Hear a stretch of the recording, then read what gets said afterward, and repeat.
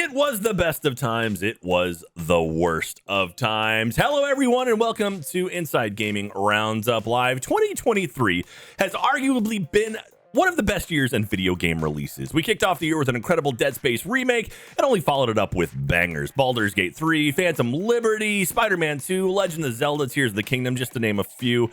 But we've also seen massive layoffs this year, a year which has seen the gaming industry make literally billions of dollars, billions with a B. The newest victim is Bungie, the folks behind Destiny. Yesterday, October 30th, reports started hitting from former employees, Bungie employees, on Twitter and other social media sites that they were now looking for new work. It seems like cuts came across the board at Bungie, everyone from video production teams to artists to quality assurance folks to even musicians. On Twitter, Pete Parsons, the CEO of Bungie, said, quote, "Today is a sad day at Bungie as we say goodbye to colleagues who have all made a significant impact on our studio. What these exceptional individuals have contributed to our games and Bungie culture has been enormous and will continue to be a part of Bungie long into the future." He then followed up with, quote, "These are truly talented people. If you have any openings, I would highly recommend each and every one of them." Along with the cuts to the next Destiny expansion, the final shape has been pushed back from February to June, and Marathon, which is Bungie's next title, is now expecting a 2025 release. That got pushed back a little bit too. There's a number of things that go behind this. There is a lot of things. Destiny's recent expansion did not do too well. A lot of people kind of panned it, and Bungie actually reworked sort of their content slate as far as how they were going to release stuff in the future. Instead of kind of small bite-sized chunks over a long period of time, they then said they were going to do larger chapters that came out maybe once a quarter or maybe once a year.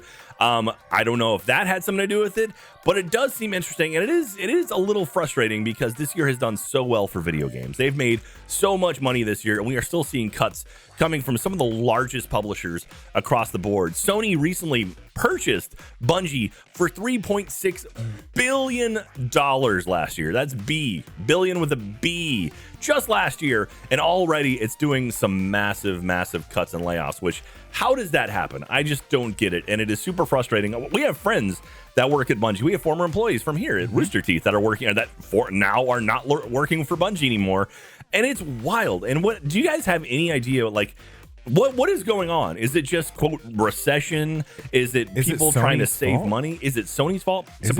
Supposedly, things have come out saying that Bungie was planning these cuts even without the Sony thing. So supposedly Sony is not responsible for this. This is solely on Bungie's part. So it's I don't know if that's true. It's all shady as hell. I mean, Bungie's made a lot of money. They should have a lot of money in their coffers, at least enough to keep some people around. And I just don't even know what to think anymore. Like, it's strange to me how many people are being laid off in a year where video games are doing better than ever. Yeah, I feel like they're just rotating people in and out, letting them go. It's just like these jobs and working with these studios aren't supposed to be contract work. Like, these are people's livelihoods. Like, when you sign up for an extended period of time, you're not expecting to be laid off when the project ends or right before one is launched. It's very frustrating. Yeah, and it's across the board, too. I mean, there are people that have been around for a long time. As a matter of fact, there was a woman, I forget her name, but she was the person who created the Halo logo.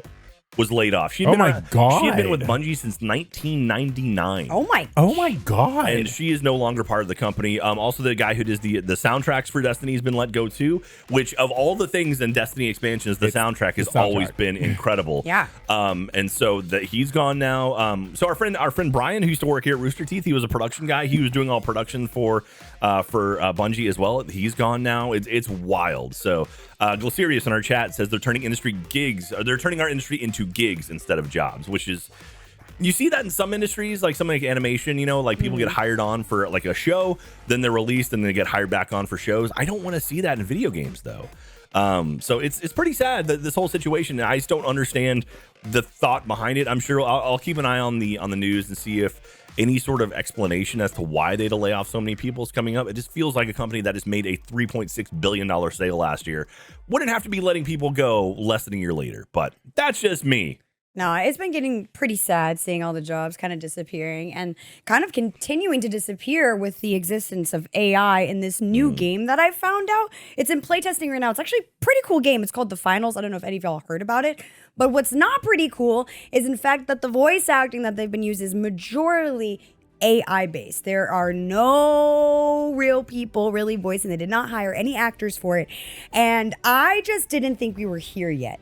We're getting that. I should have known, though, with all of the strikes and all the things going on right now, but like, it's bad. A whole game who is like not only using AI to like kind of take over things and like make that turnaround faster, but priding themselves on it and really like promoting and boasting on it. I guess, okay, I like that you stand behind your convictions, but not this one. I'm not happy about it. So the FPS that came out is called The Finals. You can check it out on Steam if you do want to see what we're talking about. But it's like a free-to-play FPS. It's like a virtual arena, really dope and looks a lot of fun. Like it's something that I would totally play.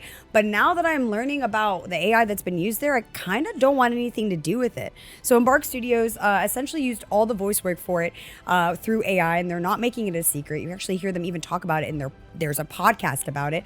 It saved them supposedly months of voice work to be able to record lines for new additions to the game and implement them within hours. So the reason why they're doing it, they say, is just because it's a faster turnaround than getting someone in the studio, actually giving someone a job, employing them because they're good at doing voice acting, giving them a fair wage. Instead, we're just going to use a robot and hope that nobody notices.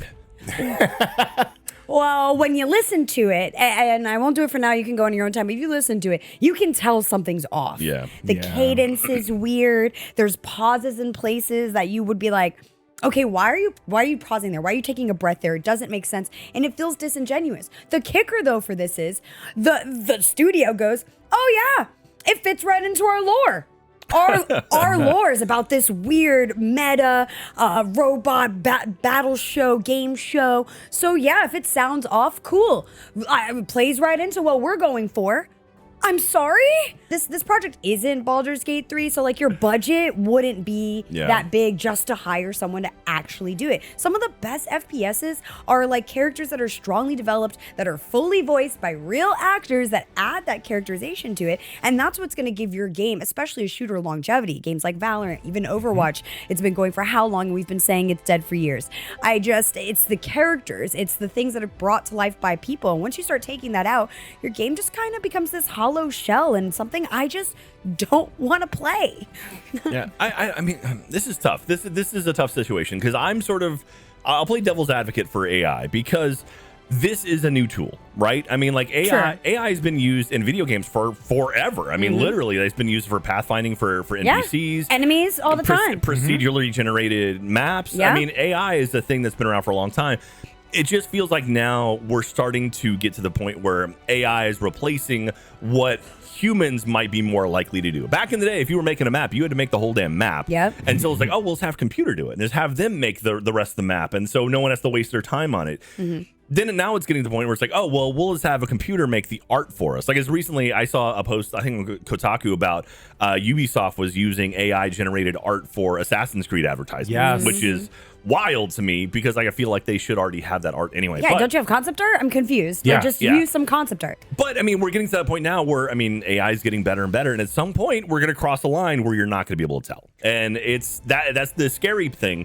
But at the same time, if I'm a young developer, maybe a team of like 4 or 5, and it's like, hey, we can have professional level audio or graphics for next to nothing, why am I not going to use those tools? And it's a shitty thing. It's definitely a weird line to kind of toe, and it's something that we're gonna have to think about in the future. So there are two sides to this. I hate to be that guy, but I mean, again, AI has been in video games for forever. I'm just saying the cost of getting the AI. I mean, I just think people just are walking around with AI in their pocket. Yeah, I was like, you could find aspiring voice actors that would love to hop on an indie project. Hit up a friend that or would something. do it for a low fee. But the developers did respond. They were saying that a lot of it was generated from developers, their own voices, and apparently voices that they've used. My problem is they're not being clear on if those people were being paid for submitting their voice into the AI.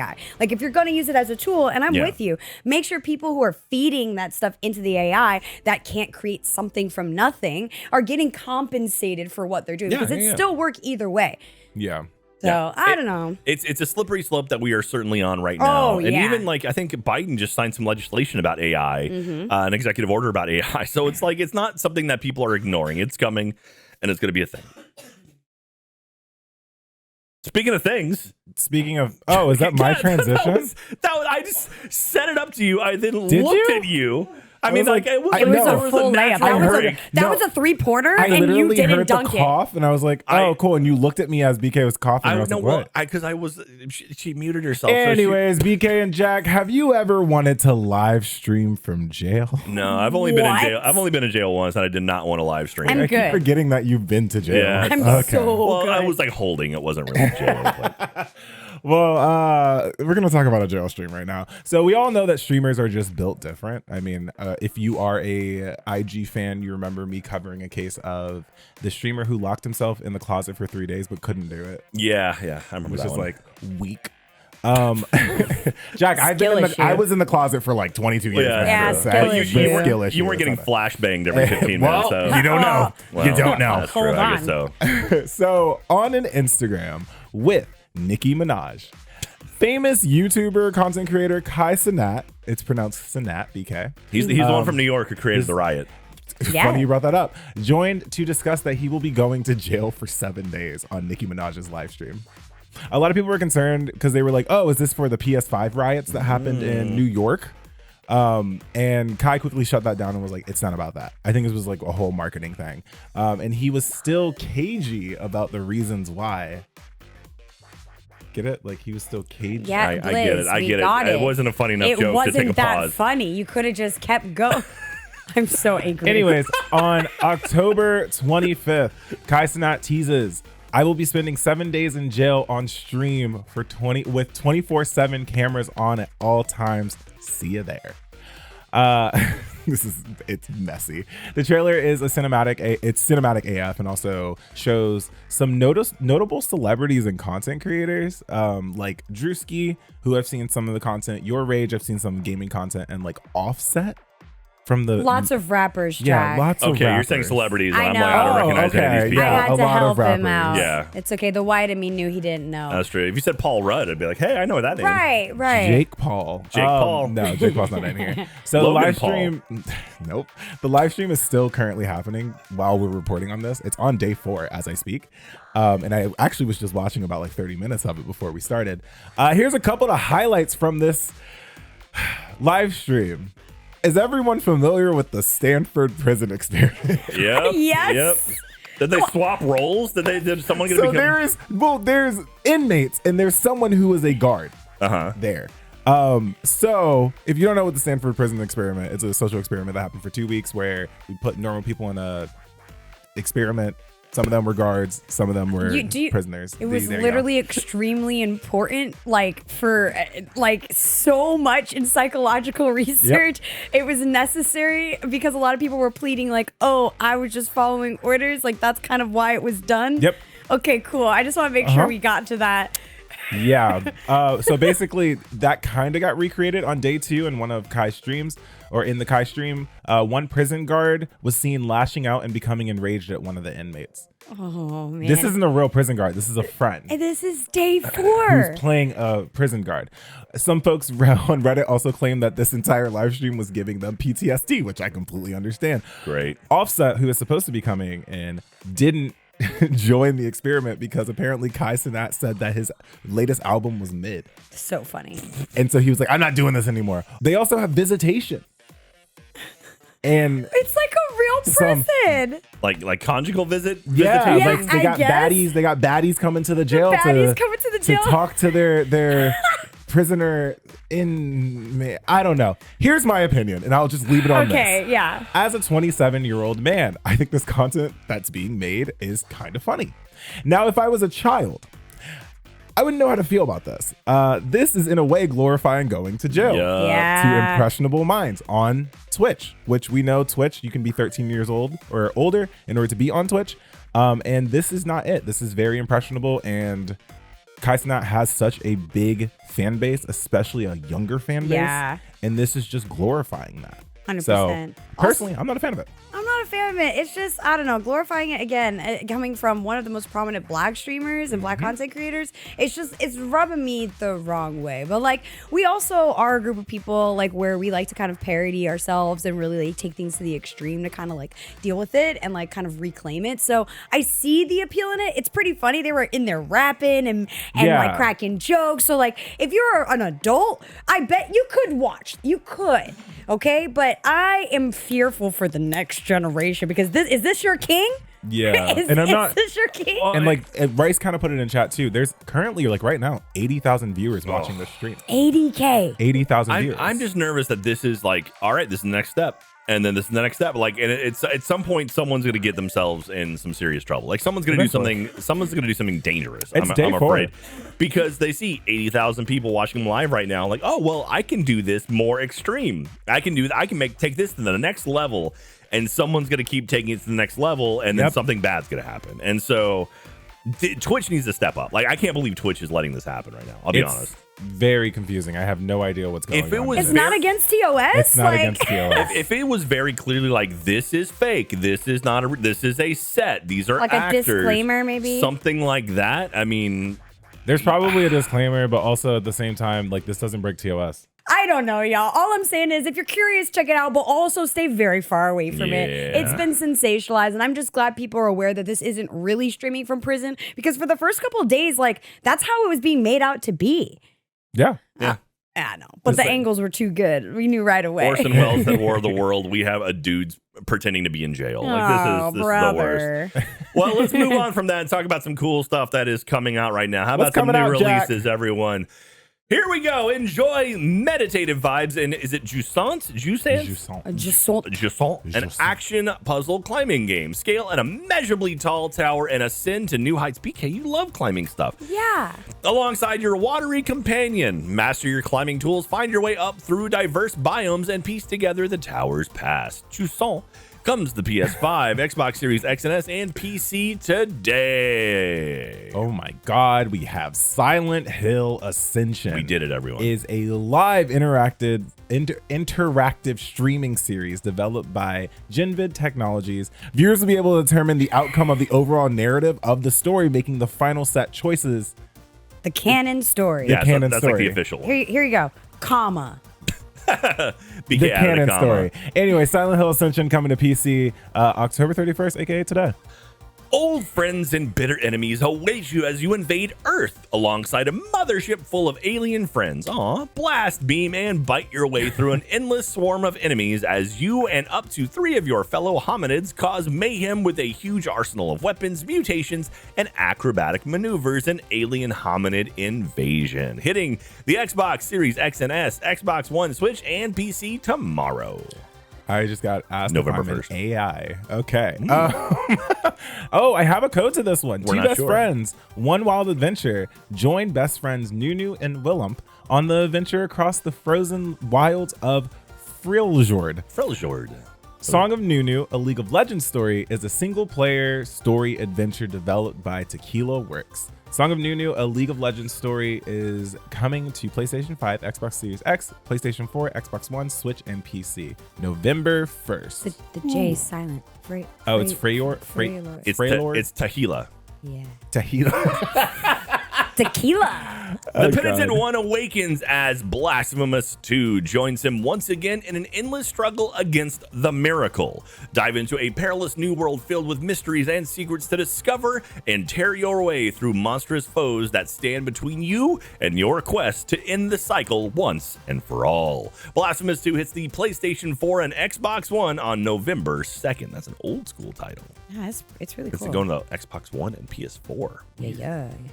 You gave me all the ones with like weird names, not even weird names, just hard to read names. Battle against Farul's tyrannical queen, alone or as a party of 4 players in the sequel to For the King, the massively popular turn-based roguelite tabletop RPG. The journey is long and the path is treacherous, but fear not. If your party fails, you will start stronger and wiser on your next playthrough with better starting items to draft into your loadout. Will you unravel the once beloved queen's terrible secret in For the King 2? For the King 2 coming to PC November 2nd. And last but not least, Plate Up is finally here for console. Yay! I love this game. Cook and serve your dishes, design and decorate your restaurants, and expand your culinary kingdom with new unlocks, abilities, and dishes in procedurally generated locations. See, that's AI. That's what we talked about earlier. Classic cooking action will be permanent with permanent roguelike progression. Hire your friends or do it all yourself. Played Up is hitting the PS5, Xbox Series X and S, and Switch on Thursday, November 2nd. And that'll do it for us today here on Inside Gaming Roundup Live. Hopefully you're having yourself a good Halloween. If you're watching this live, stay safe tonight. And we will be back. Make sure you can listen to us if you want to hear this as an audio podcast. Yeah, you can. Anywhere you get your audio podcast, just search for Inside Gaming Roundup Live and add it to your Spotify's and whatnot. You can also check it out at Inside Gaming over at youtube.com/Inside Gaming. We stream live 3 days a week at twitch.tv/Rooster Teeth. Monday, full run. Tuesday. I did. I forgot what I was saying. Mondays, Tuesdays, and Thursdays from 3 until 7 p.m. Central. Also, we have Extra Life coming up in a couple of weeks. Next weekend, November 11th. Come check that out. It's going to be from 10 a.m.